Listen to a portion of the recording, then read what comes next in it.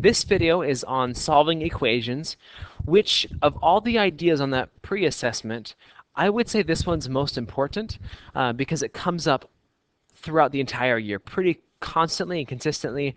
It shows up on homework, on quizzes, on tests. Being able to solve an equation is really important, okay? Especially linear equations, which we'll talk about in this video. Okay. Now, instead of giving a formal lesson or explanation on how to do these, I'm just going to do several and talk through them. And I hope that'll be the way that'll make the most sense, is by me just talking through how to do several problems. Okay, the first one we'll do is t plus 15 is equal to 25. Okay, this is thought of as a one-step equation because only one thing is happening to t. So I only have one step before I'm done. Okay, and 15 is being added to t.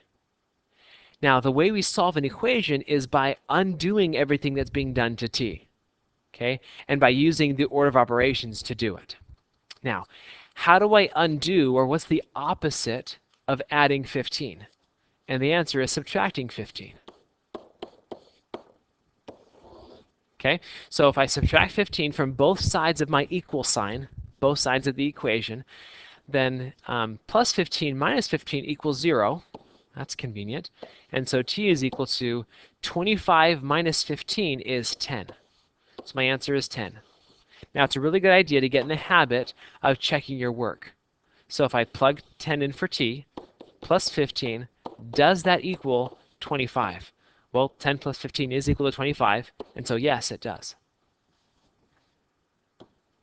Another problem is 12a is equal to 36. Again, a one-step equation, only one thing is happening to a, and we're multiplying by 12.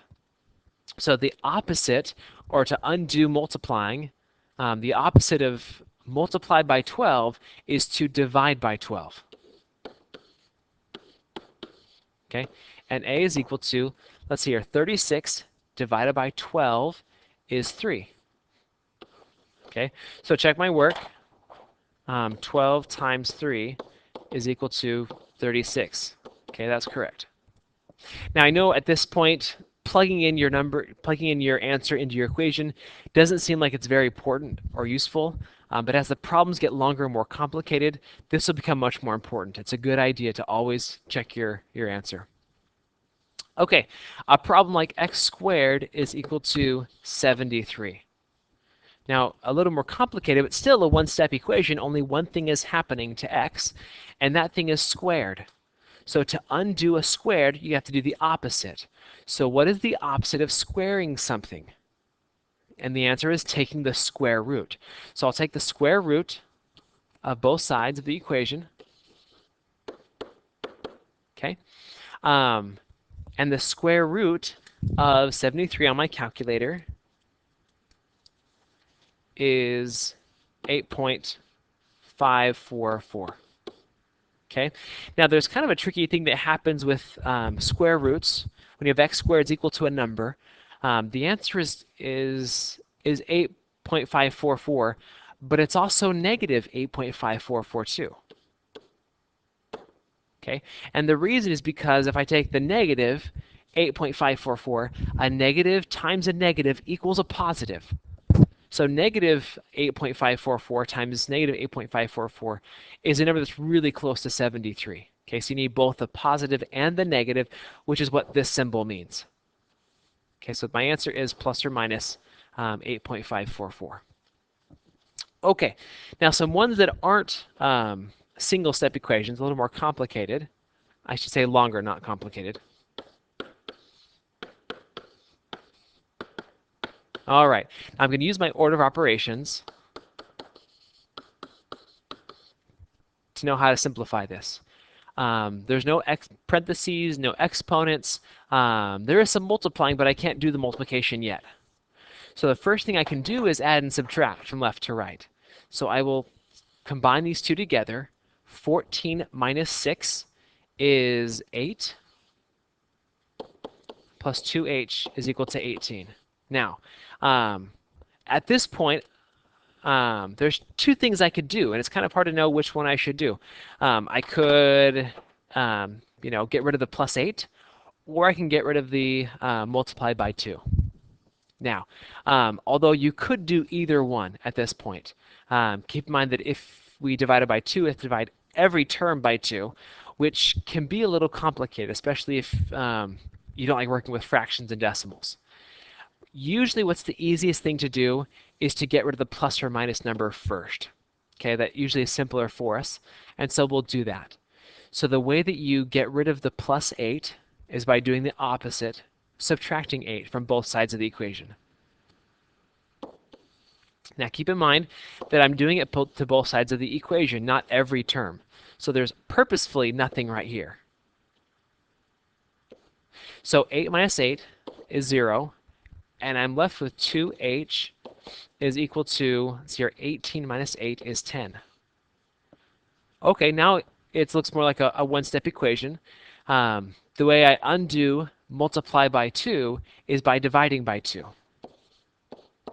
And h is equal to 5.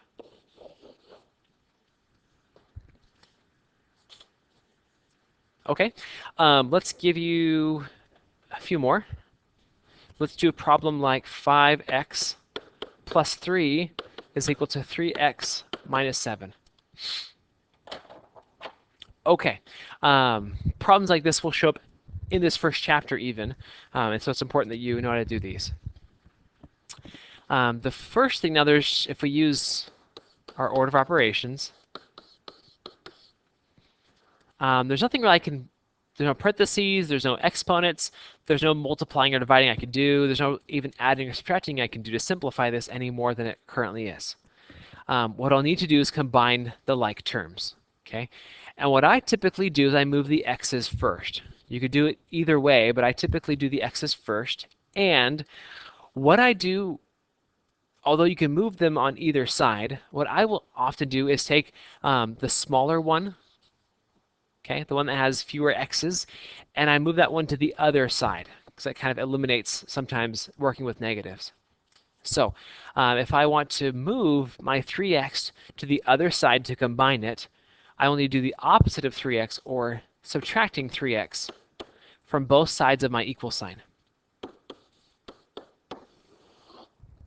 Okay, so this cancels out.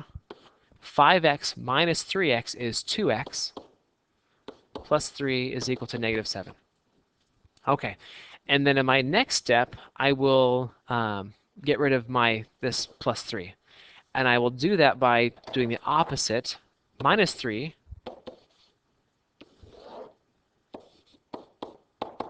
and let's see here, negative 7 minus 3. If I have negative 7 and I go more negative, it's going to be negative 10. And divided by 2, x is equal to negative 5. All right, now on this one, because we've done so many steps, it's a good idea for us to check our answer. And I have 5 times negative 5 plus 3, and to see if that's equal to 3 times negative 5 minus 7. Okay, 5 times negative 5 is negative 25, plus 3 is negative 22. See if that's equal to 3 times negative 5 is negative 15, minus 7 is negative 22. Okay, so that works. So the work isn't really clear down there, but that's not really important for my answer anyway.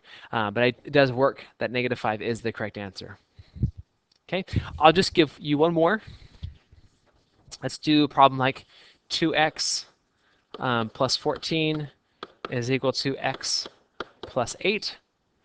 Again, I need to combine my x's together and my numbers together, and I will move the smaller x.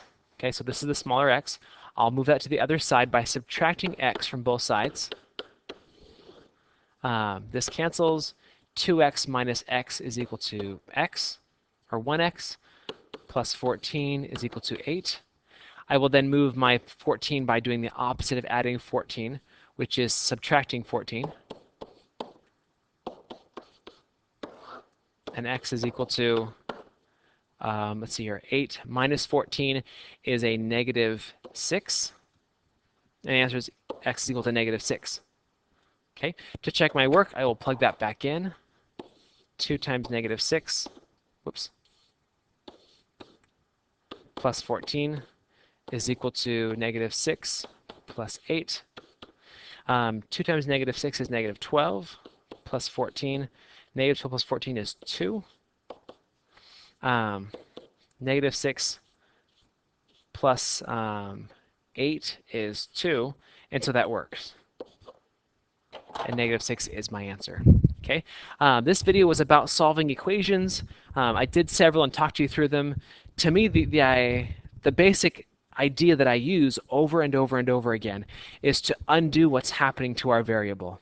Okay, usually in terms of opposites, to kind of unravel and find out what our variable is equal to. Okay, again, it's always a good idea to check your work, check your answer. If you find a mistake, then go back and try it again, or look it over, see if you can find a mistake that you've made.